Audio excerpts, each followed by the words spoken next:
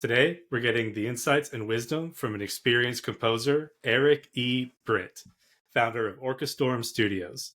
Eric is a versatile composer, and you can find his music in different forms of media, including film, video games, commercials, and even being performed by professional ensembles. Eric has also been a guest lecturer at Florida State University and Elmhurst University. Eric, thanks for joining me. Thanks for having me in. You've done a lot of different projects. Do you have a favorite out of all of them? My favorite ones tend to be the ones richest with story, and my favorite soundtrack currently is a few years old. It's actually called Telestians, and my I have two favorites. The first one is Telestians because it's basically it's a symphonic suite with recurring themes throughout and sub themes throughout. It was a big work orders, which means I got to write a lot of music for it, and so I really made it my own. My other favorite is naturally Starship Simulator, which is often described as a soundtrack you can see. Can you tell me more about Starship Simulator? How long you've been working on that project? The director at Fleetguard Studios, Dan Govier, contacted me in April of 2021, and he said he really liked what I did for the project I just mentioned, Telestians, that it was what they were looking for in the game, and that he wanted to bring me on board. We planned a set of music for 10 minutes for the Kickstarter launch. The Kickstarter launched just last year, so and it's a very ambitious project. And so the Kickstarter launched, and the next steps are in the coming months where we're going to be. I can't quite talk about what we'll be working on, but it's going to be a lot of fun, and I'm really excited for it because I just get so inspired by the scenery of the game. So 4+ years. I guess that speaks to how long video game projects can take, huh? Well, another game I'm still working on is 6 years old. Underspace is another space game I'm currently scoring, and that's a 6 year project there. Actually, seven now. We connected in June of 2018, and that was so. Space games are something I more commonly do, and it's really incredible just to see how from the start of a project, like say a 6 year timeline, where you start as a composer on that project and what kind of composer you are after 6 years of working on it. You have to work with in what the initial soundtrack you set out and make it stick to that sound, but really hone in on your strengths and make it better. How well have you gotten to know these developers over that time? The relationships vary. Some developers I'm closer with than others. It seems that sense of humor plays a pretty big role in how much I get along with them. I find that developers who have a bit of a darker sense of humor, I'm really close to them, and then other developers are really down to by the letter, by the book, contract work only, no chatting on weekends. And there's everything in between where I have developers like the Fleet Yard directors who are very professional but are willing to meet for a trip to the Kennedy Space Center in February. That's pretty cool. How was that trip? It was really incredible because all my work as a game composer has been remote so far, and I haven't had many in-person interactions with a lot of my clients. This was the second, and you get a much clearer idea of how your developer thinks when you're with them in person. And with Dan, it was very clear to me how he thought based on how he looked at the spacecraft, zoned in on every detail of the hulls of the ships we were looking at, the spaceships we were looking at in the museum near Cape Canaveral.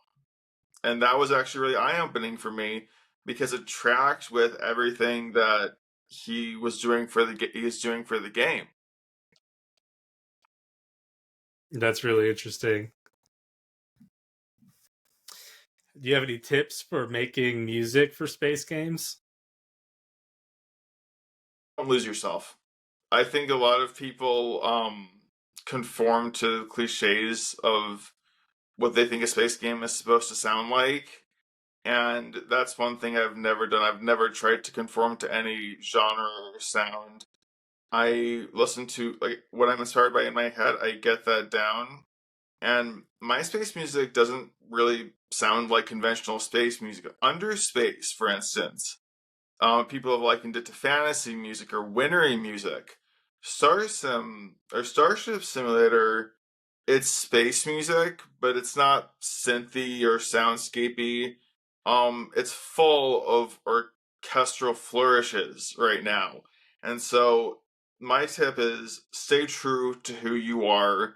When you're true to who you are, you'll get the best clients rather than trying to imitate everyone else. So you went to school for music. You have a degree in music, right? A bachelor's in music theory from Amherst University, correct? How valuable did you find that, and would you do it again if you were starting over today? I would because it's not the piece of paper that matters in terms of that. It's that when you go to study music theory and composition, what that does for you is it makes it much easier for you to compose. And you can still be self-taught and learn that background, but what I was able to do in college was I worked with live ensembles. You get a very clear idea of how to make a orchestra sound good, how to perform well when you work with real orchestras, in a way that you can't when you're limited to a digital audio workstation or DAW. So it was very enlightening, and I'm very proud of my orchestration chops because of my experience in college. We also learned how to do digital music there too. We worked in Logic, we worked in Pro Tools, we did recording sessions. It was very valuable for the real world. For those who, let's say, can't go to university, are there any courses or books or anything that you'd recommend or liked? The biggest thing to anyone who can't make it to university is to have a constant enthusiasm to learn. You need that grit to be successful, and you cannot discount knowledge. You cannot discount enthusiasm to learn. I'm looking for the book right now because Adler's orchestration book is is a study of orchestration is one of the best books I've read on orchestration. The other thing you can do is take private lessons. I teach private lessons for composition, and so you can study privately and it'll be a fraction of the cost of university. Really, the biggest thing is you have to constantly want to learn and become your best self. I saw that you teach lessons. Is there any recurring advice that you end up giving over and over to people? Make sure the lessons are fun. Make sure they're useful, applicable. Um, it's not just about teaching and guiding the student. Sometimes it's about being performative, especially because my students are right now they're a lot of them are middle school, like seventh and eighth grade, and so when you're working with different age groups, the needs of a lesson are different.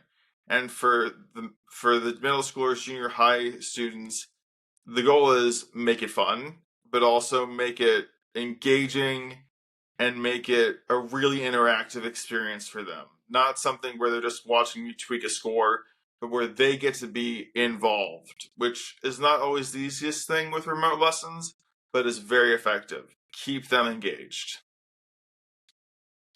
You mentioned Adler's book on orchestration. I haven't read this, but this is the 1,000-page book. Is that right? It's a really big book. Don't know how many all I know is I haven't finished it. And I've had it for a few years. um, I've heard that one's really good. I'm reading myself Rimsky-Korsakov's book on That one's good. orchestration. You've read that one too? I have not read it, but he's Russian. of Eastern European descent, and I am so enthusiastic about Eastern European composers from that century. I'm about halfway through it, and I found it pretty good. I found it actually pretty easy to read through. Mm-hmm. um, how important is it to play instruments? I see you've got the harp. Do you play that much? My spouse plays the harp. Actually, um there's another one behind it. Mm. There's two harps in my studio, and what's important about instrument playing is it goes back to having an enthusiasm to learn. If you learn to play more instruments, you'll have a better idea of how to write for them and how to write parts that are friendly for performers. Even basic fundamentals of different instruments really enlightens you and gives you perspective. That was one thing I did in college. I took instrument technique courses where woodwind techniques, percussion techniques, stuff along that matter, where I was able to learn how different instruments worked, where I was able to play those different instruments and get an idea of how to write for them. It's not a requirement. Having a keyboard or guitar, that's really great. Having something where you can put notes on um, is all you need to start, but learning more and continuing to learn is really helpful. So you've done a lot of different forms of music: commercials, film, games, uh, concert music. Is there any form that you like the most or want to specialize in more?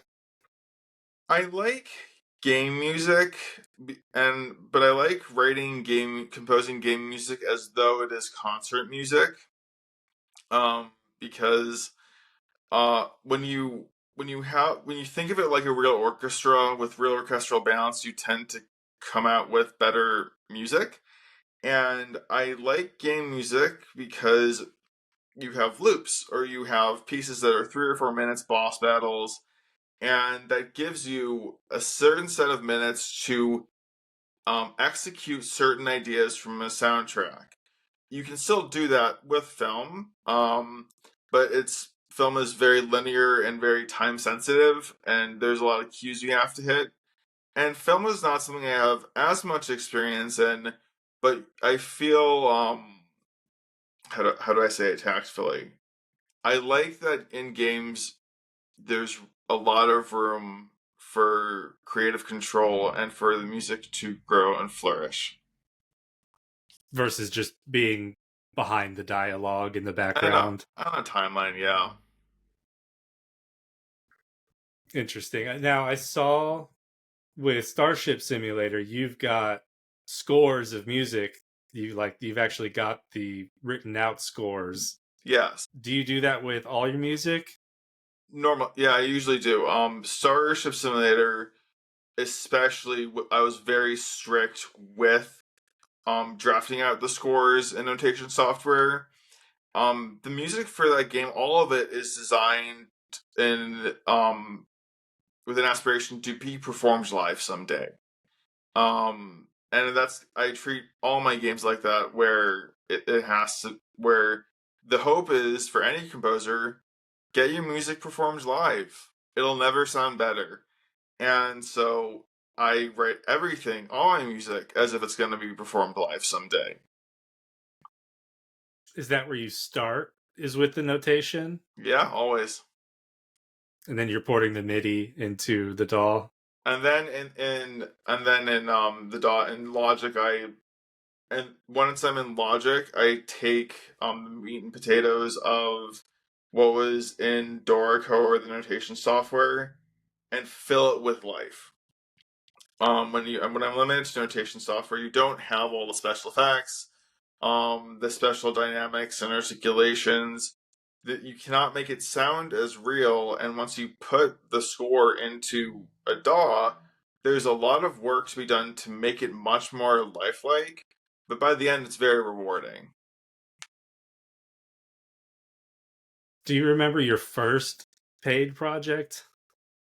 My first paid project is one of my current ones. It was Underspace. and I remember it very well. Um, I've gone through three different computers for this project. The first one had 8 gigabytes of RAM. The second had 64. This current one has 96.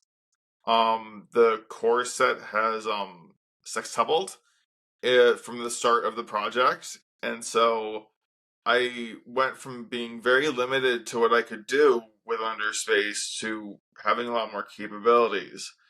And that was my first project, and it was because I had just been doing concert music for so long in college. I had just discovered sample libraries for the first time, and I wasn't really sure how to work with digital music back then. It took time, and I've seen the evolution of my ability to work with like DAWs with time with the project, and it really shows. I'm really excited for that soundtrack to be released because you'll just see a timeline of evolving music. Hmm. Are there any sample libraries that are your go-to? Yes, I stick very closely with orchestral tools.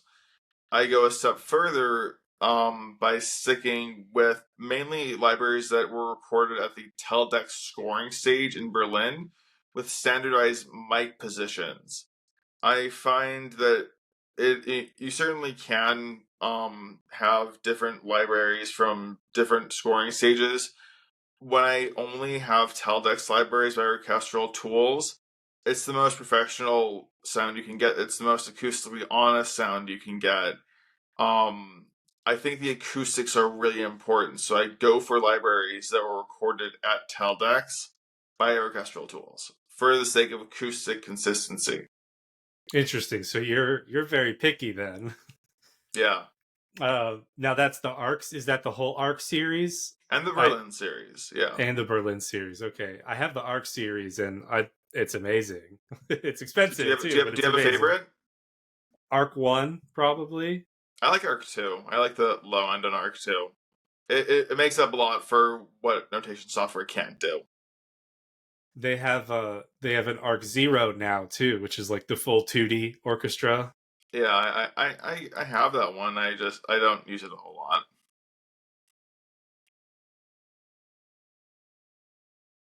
How did you meet the Underspace team? I didn't quite know how to network, and so one night I decided to start sending messages to developers. At this time it was 2018, so it was on Tumblr. I just started cold calling developers, and then 4 hours later Train was hired me. It doesn't work that way most of the time. You can cold call for years and not get a project. I got mine after 4 hours of cold calling. So it was very networking and reaching out, being social. I really see no shame in reaching out to developers, but rather than having it be a copy and paste message, say, tell them what you really like about their project. Tell them why you believe in their project. Something very specific that shows you care. And Trainwith saw that, and he hired me. So never be afraid to reach out, but do so with sincerity. Now that you have a lot more experience, do you market or network differently when you're looking for work? I'm more reliant on marketing now than I was when I first started. Over time, most of my projects, the clients have found me and reached out to me. One project was, hey, we need a composer. Can we get some submissions? But most of them, the client reaches out to me and says, "Hey, I really like your music. I would really like to work with you." And the you really have to be consistently posting on social media to do that. Have you found any platform that works best for you? I did X worked well for quite a while. I see just X is. I'm not going to talk much about it, but I will say I am exploring options for all platforms now. to maximize post availability. But before I was mostly reliant on X, and that was where most of the work came from. I have had work come from Instagram and from someone who visits my website, contacts me by email, but pretty much all of it has been from social media and making posts. I do not currently have a favorite platform. When it comes to the game projects and how long they take, do you have any advice on how to deal with payment or the contracts, or like how you're setting up a payment plan? You, yes, you always want a down payment up front, and that's shaved off of the minutes that you're hired to do. And then you write them in sets of pieces or sets of minutes, and once that is all completed, you submit the music and you receive a payment from an installment. The way my contracts work is there's the contract, which is the terms of agreement, what we've agreed to when working with each other. And then there's the work order, which is what's the work I'm going to do. There's only one contract, but when their projects take several years, there's work order after work order after work order because they don't want to over commission work if they don't need to. They do it as an as needed basis, and so several work orders come in and they are paid in installments, but there's always a down payment per work order. Interesting. So you're not necessarily negotiating out a full price at the beginning. It's more like a rate, and then they kind of buy chunks at a time. Fixed rate, when negotiating, I ask that the developer sends me a mock work order. And sometimes I deliver a quote based on that, especially if it's their first if it's their first game. Um, the rate might be different than it would be for a more prominent studio, and so I my goal is to always work with people within reason. But a mock work order before anything is signed is really helpful in saying, okay, if this is your budget, this is what I can do from this work order that you suggested. Okay, interesting. How about the film that you were involved in? How did you get connected with those people? He's found me on Instagram. Homo ignorus. He found me on Instagram because, interestingly enough, meme pages were sharing my All-Star orchestration, and that caught his attention. And then he listened to my other music and he really liked it. He, Joshua Scattergood, pushed me to go back to some of the stuff I was writing in college that was more contemporary and dissonant and experimental. And I, it was my most experimental score. He's one of those directors who really wants it to be a certain way. Some directors are agreeable, others are very specific. When a director is very specific and rejects most of the work you write for them, it's because they have a very specific vision, and when that vision is so specific, it actually turns out to be an incredible project. Hmm. Is that the only film that you've done? So far, I've had inquiries for other films, interestingly, all also from Australia. um, but none of them happened after that. No. Do you ever sit down with the intention of just practicing your music, like doing an exercise or something? Yeah, I write for fun, and sometimes I write because I get new software, new sample library, and it's really beneficial to know how to make it sound good before you have to apply it to a paid work. The only challenge with writing music for fun is I always feel obligated to write music for paid projects, as I haven't been without paid assignments since spring of 2021. Have you considered making digital products like music packs for the stores or courses or anything? No, because I really need a story to be inspired, and I being self-reliant on a story, like making my own story, doesn't really work for me. I really like composing comprehensive soundtracks and telling the story of a game. My motto is always happy to discuss your vision and the music to complete the picture, and that's something I can't find a way to do necessarily with soundtracks. Interesting. So I was going to ask you about your process, but it sounds like you almost have two processes at two different scales. Like, do you sit down and spend a lot of time writing the themes before you even get into tracks? I there's a third step actually before you write the themes. The first step is create the sound that is going to make the soundtrack recognizable to the game. That I've had prospective developers saying, "Hey, can you write a sample piece for us?" And my answer is always no, because I need to. It takes weeks to create the sound for your project, but once the sound is created, once you have an aesthetic, something really recognizable to the game, then you can create the themes. Then you can create the tracks. So it's three steps. Can you talk more about defining the sound? Is that like the instrumentation, or how do you mean that? I with all my projects, I aim to make a sound you can see, and I don't base it on any te- temporary music or sample music that a developer might send me. In fact, I discourage developers from sending me any music because I don't want external influences. I tell them, "Give me your script," and that's what I work with to create the sound. I ask them, what are you interested in? What kind of emotions do you want for your music? What energy do you want for your music? I will ask if they have favorite instruments, and I go from there. But I leave external music out of the picture.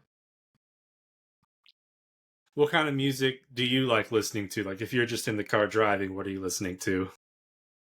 I really like music from like Western and Eastern Europe between 1870 and 1930 a lot, and that's why the influence of concert music is so apparent in my soundtracks. These days I have trouble finding music that I vibe with really well because I really love how the orchestras of that time, how the certain expressive processes that the composers did brought the music to life, and that's really what I aspire to do. I like hearing really rich orchestral textures, and so I go back in time to listen. Do you collaborate much with other composers? No, and I don't like to. That's another thing is when I start a project with a um developer, I tell them right from the start, if we're to work together, this is gonna be my baby. And it goes back to that first step we talked about, creating the sound for the project. If there are multiple composers involved, suddenly the sound across the entire soundtrack is not consistent. Now, there are instances where I simply can't make the sound they're looking for like an expansion or something, and in that instance, I'll say, yeah, bring someone in, bring someone in for that specific thing. Um, I could never like what's a good example? I don't think like if it came down to writing, say, just a country far from my own influences. If I knew I couldn't do it, I'd be straightforward with the director and say find someone who can do that. But otherwise, I want total control over a soundtrack. Are there any other special considerations you have to do when writing game music? Are you spending a lot of time making it loopable or providing it in different layers? I've been fortunate enough that the um directors I work with seem to know that I do well when I format pieces like concert music with the form of concert music rather than loops. And so what I often do is I'll create a concert piece for a game track and then condense it into a loop. Sometimes I'll take several different parts of an overture or concert piece for a game and make them different loops. In Underspace, the concert suites that I wrote per region um, often went into several loops because there were different moods in those suites that could be used in different loops. Do you ever make any sound effects, or are you always just doing the music? If the sound effects are there, they will be musical and they will be written by me. Interesting. Can you give me some examples of some that you've Yeah, done? yeah, sure. Oftentimes when I do create a soundtrack, it'll be based on an existing theme from the game. It'll just be very short. If I want a victory a victory sound effect for Underspace, the victory sound effect in Underspace is based on the main theme. Defeat in Underspace is based on a boss battle theme in the game. So it's all based on that first step, the sound of the project. The sound effects are based on the sound of the project, and the sound effects are based on existing themes in the game. Are you doing anything else to try and keep the music through the whole game cohesive? Like, are you sticking to one key signature throughout the whole thing? Sticking to one key signature is very helpful when you go from place to place and you don't want to throw off the listener. I tend to stick with the same key per soundtrack. Underspace actually all goes between C minor and G minor. Starship Simulator is an E minor. Telestians is in D minor, and Underspace is in F. I try to do something different for each one. Well, it's very clear you're really passionate and you're also really knowledgeable. Uh, I really appreciate you sharing all your insights and your advice. Before we Thank go, you. is there anything else you want to share or plug?